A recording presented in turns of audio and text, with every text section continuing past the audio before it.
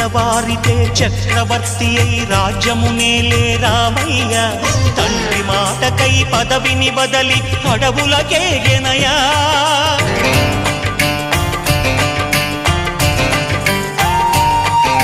మహిలో జనులను కావగ వచ్చిన మహావిష్ణు అవతారమయ్య ఆలిని రక్కసుడపహరించితే ఆక్రోశించెనయా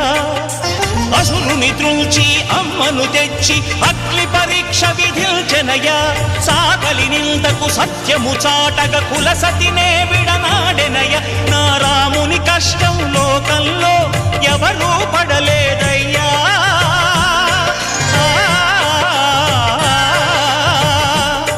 నా రాముని కష్టం లోకంలో ఎవరూ పడలేదయ్యా